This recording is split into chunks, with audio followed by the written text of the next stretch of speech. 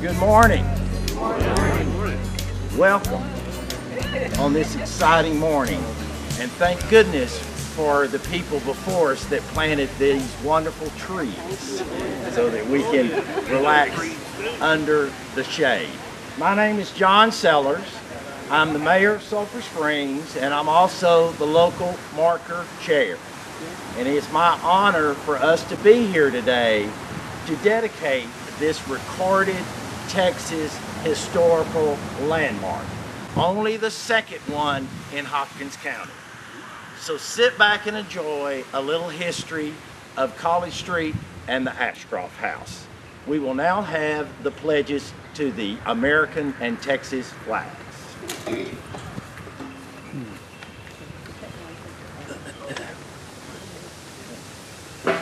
I pledge allegiance to the flag of the United States of America and to the republic for which it stands, one nation, under God, indivisible, with liberty and justice for all. Honor the Texas flag. I pledge allegiance to thee, Texas, one state, under God, one and indivisible.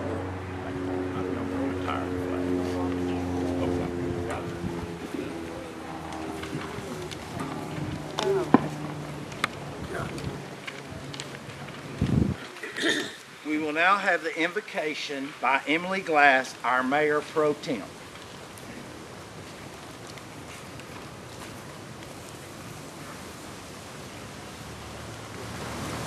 Please join together in prayer. Dear Heavenly Father, we thank you for allowing us to be here today and to be part of such a momentous occasion in the life of this home. Thank you for all of those who worked so hard to ensure that history will be remembered. We thank you also for the families who lived here and for the memories that have been made. And we ask today for special blessings on this home and this family, and ask that you would continue to be with them always. As we approach Independence Day, we give special thanks for our freedoms that we have. Please be with our military, men and women, and keep them safe. Please continue to bless this home, this neighborhood, this town and nation, and help us to do as you taught us to do, which is to love our neighbors. Forgive our sins, and thank you for all of those gathered here today, and may you continue to be with each of us. In Jesus' name we pray, amen. Thank you, Emily. You're welcome.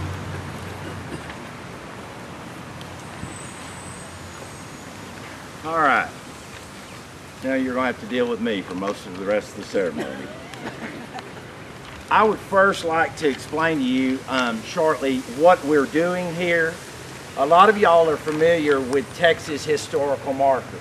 And the most common type of Texas historical marker is what we call a subject marker.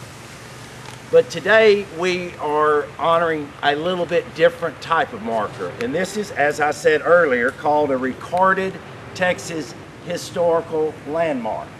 And that is the highest honor awarded by the state of Texas on a structure. It is a designation awarded by the Texas Historical Commission for historically and architecturally significant properties in the state of Texas.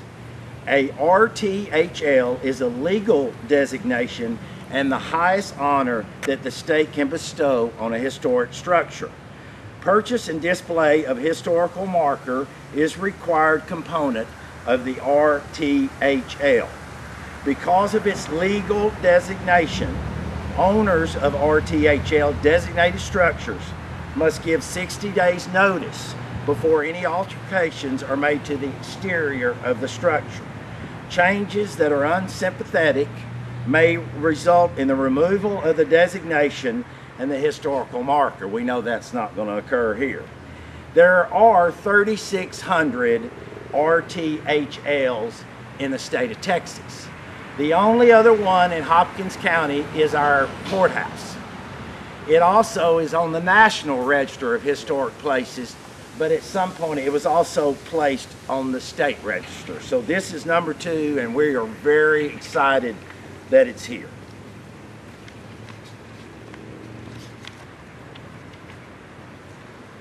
All right, I want to give you a little background on the family and the house itself.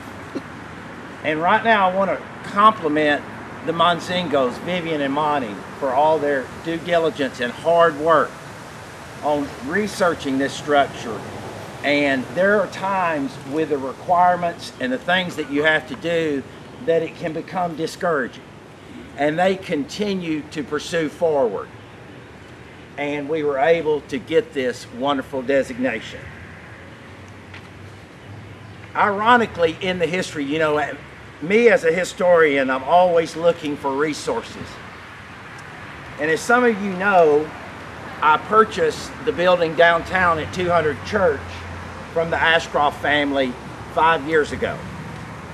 And when they were going through the things, they were very kind and generous to turn over a lot of historical material that they wanted preserved in Hopkins County. And one of the things they turned over, their grandfather, who built this house, and we'll talk more about it, had some letters. And those letters became the key to me being able to discover exactly when the house was built, who built it, who designed it, and what time frame. There were a lot of, we were close on some things, but some things we were not exactly there. So because of these letters, I was able to document correctly the history of this house. I want to read you a few notes from his letters. On the 22nd of October in 1938, speaking of their house on Oak Avenue, they got $7,500 in cash for that house. But Mrs. Ashcroft, Ruth Lynch Ashcroft, did not want them to possess the house until after Christmas. And then Mr. Ashcroft, being a little sentimental, said, "Sorry that it was sold before we built. It took 20 years to grow the trees, and now we're leaving." This was a letter to his son. "We have many memories of you from your childhood and teenage years here. We stored some of the items as we began to move above the Chamberlain Cafe, which was located at 200 Church in 1938. Some of you later remember that as the Chuck Wagon. This is a real irony that I know Charlotte did not realize this, that where they moved while they were contemplating building this home was in a duplex on Houston Street behind Mrs. Pound's house. Well, for those of you that don't realize, later on, B.F. Ashcroft marries Denny Pounds. So this was in 1938.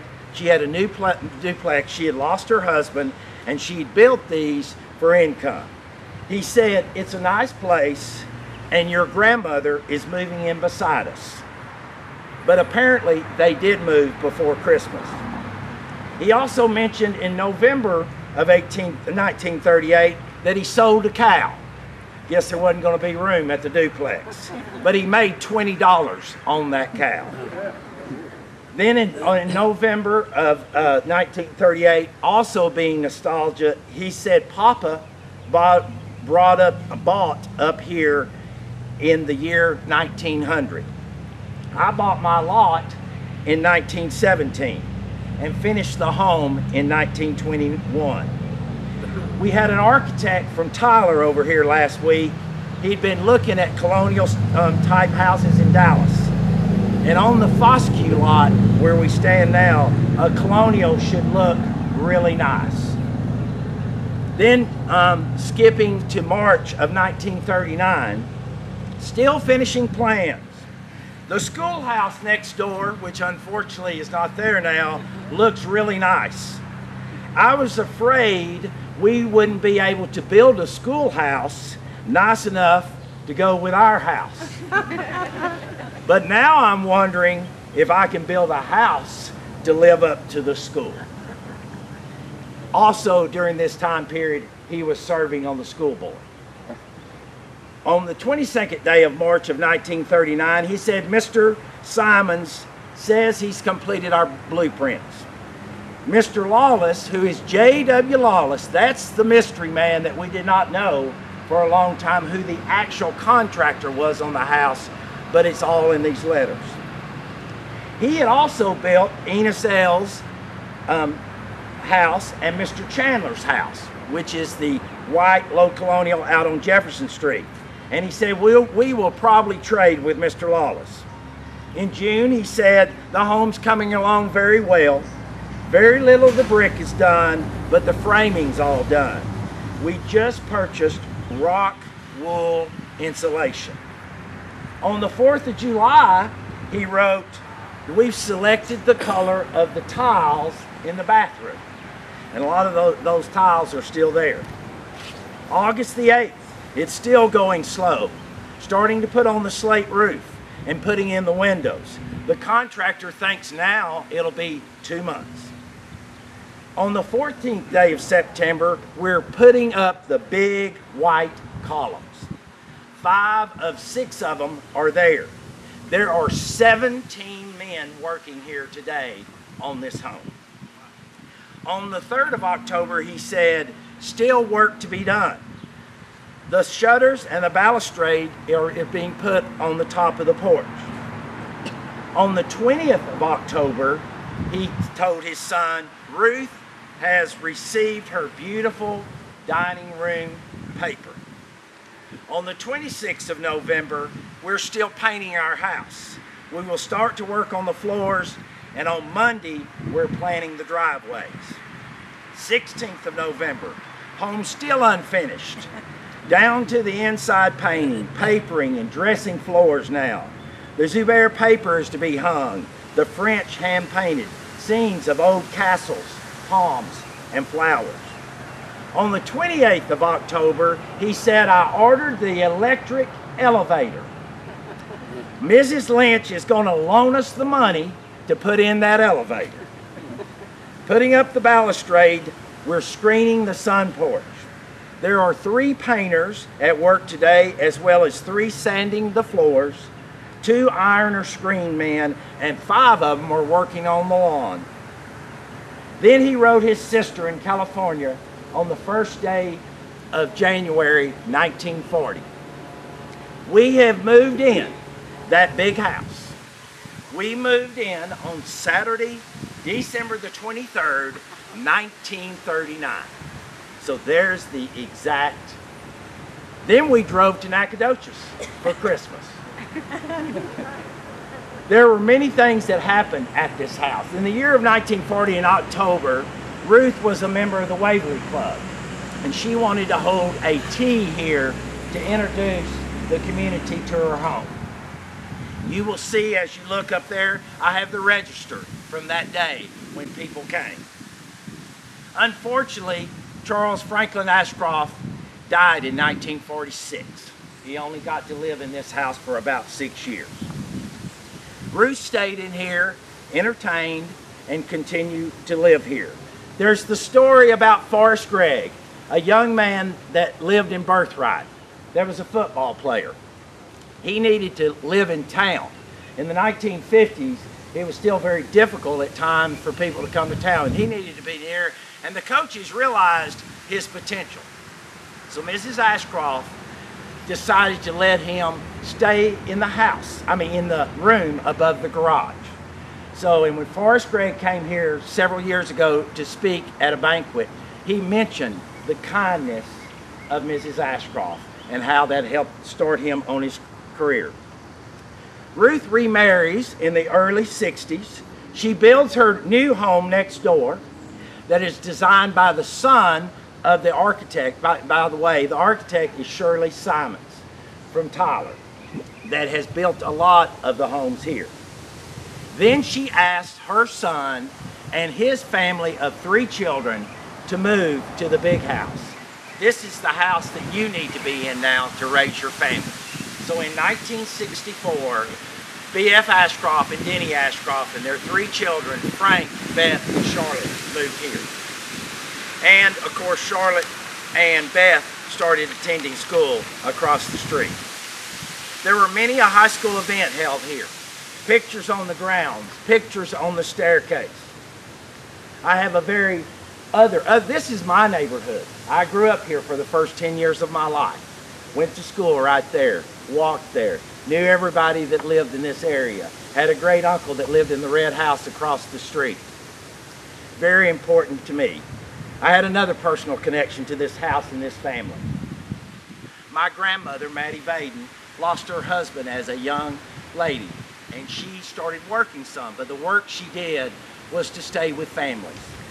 And she stayed with this family and the Ashcroft kids from the time that Frank was 9 months old till the time that Charlotte graduated from high school.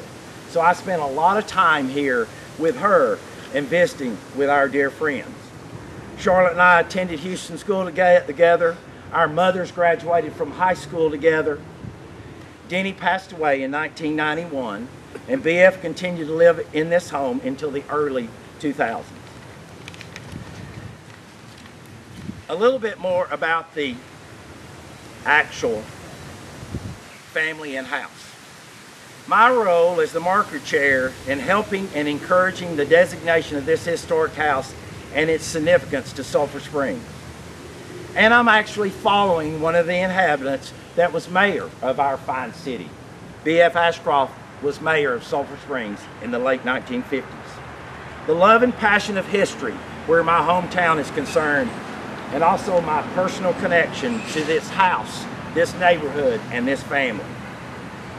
Charles Franklin Ashcroft was born in 1880 in Sulphur Springs, probably at the old Ashcroft estate near Texas and Ashcroft Streets.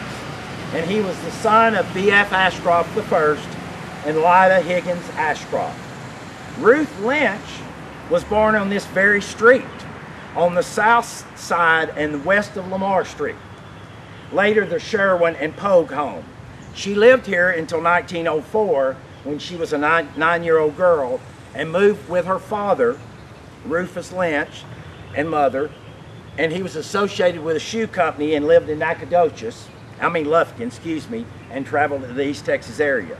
Charles grew up here and attended school and was involved in the Ashcroft businesses, including the cotton gin and mill. In the early 1900s, the family bought and operated the electrical company until 1926, when they sold to Texas Power and Light. And we actually still have one of the poles near our new renovated City Hall that was one of the Ashcroft poles. They built a new plant that is standing on Putman Street, which is now part of Salta Manufacturing. In 1917, Charles and Ruth married and lived in Sulphur Springs, and their only child, Benjamin F. Ashcroft Jr., was born in 1920 on South Davis Street. They were building their first home on Oak Avenue and moved in 1921. They bought the Coca-Cola plant with Henry McGrade in 1926 to begin a long association with Sulphur Springs on the northeast corner of Main and Water Oak, and that building is still there also. He served on the school board. He was president of Sulphur Springs State Bank. He was the district governor of Rotary. He was the chairman of Crippled Children's for Texas. He had various positions with the First United Methodist Church and various other civic duties.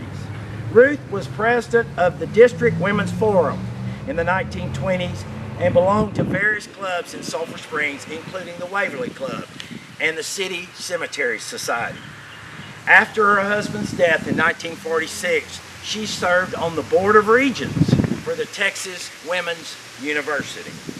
Her son, B.F., graduated from Sulphur Springs High School in 1937 and attended Washington and Lee University and graduated from the University of Texas, served in World War II, and married Denny Pounds in 1948. 3 children were born of this union. Frank, which was Benjamin Franklin Ashcroft III, Beth Ashcroft Holland, and Charlotte Ashcroft Clark. This very land, to go back just a little bit, there was a man by the name of McNabb that built a home on this plot during the Civil War period. Then Ben W. Smith bought that home and improved it, and then Phil Foscue built a house here and lived in here to his death in 1925. the Ashcrofts bought this house actually in 1936, but they decided this house was not the one that they wanted. They tore it down, but material from that house was used in 7 houses in Sulphur Springs, including some stained glass. In that period between Mr. Foscue and owning this old Foscue house, the one before, was used for city dances. But from 1936 to the end of 1939, Charles and Ruth saw their dream come true and built this wonderful home that stands behind you. We are now going to unveil the actual marker and have it read by Constance McGill. If we would all proceed toward the marker. The Ashcroft House. Charles Franklin, born in 1880, died in 1946, and Ruth Lynch Ashcroft, born in 1895 and died in 1979, were civic and social leaders in Sulphur Springs. Charles's father, B.F. Ashcroft, started the city's first electric company, later sold by his estate to the Texas Power and Light. Charles was also director and vice president of the Sulphur Springs State Bank. He was co-owner with H.C. McGreed of the local Coca-Cola bottling company and president of the school board. The couple had one son. In 1938, they commissioned prominent Tyler architect Shirley Simons Sr. to design a home on College Street, 3 blocks east of the square. Simons, who was born in 1897, died in 1963, designed many significant residences and commercial and public buildings in Tyler, Lufkin, and other cities in the state. The College Street parcel in Tyler was previously the site of druggist Ben W. Smith, built before the Civil War and described as the oldest house in the city when it was raised in 1930. Lumber and brick were salvaged to build several houses in Sulphur Springs. A surviving letter from Charles to his sister, Ina, pinpoints the completion of the house as it records the family moving in on December 23, 1939.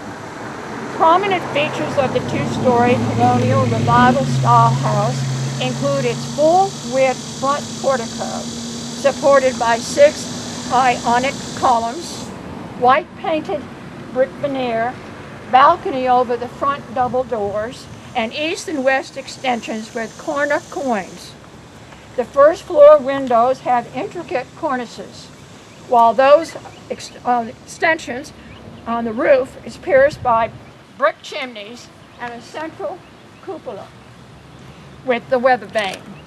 The only modifications that have been the enclosure of the sun porch and an additional room that was added in the 1960s. This is the verbiage that is placed on this marker, and I hope you will take the time to read it again.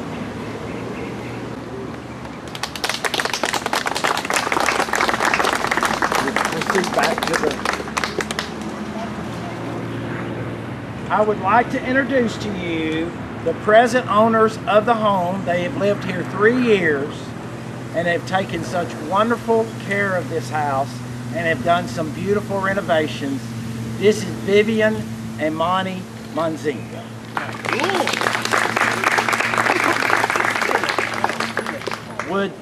Would Charlotte and Frank and their spouses come forward, please?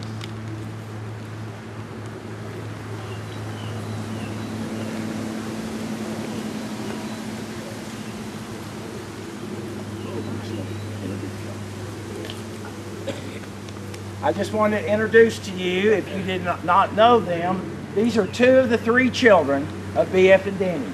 This is Charlotte and George Clark, and Frank and Ann Ashcroft. And Ann is a McGray, so there is that connection also.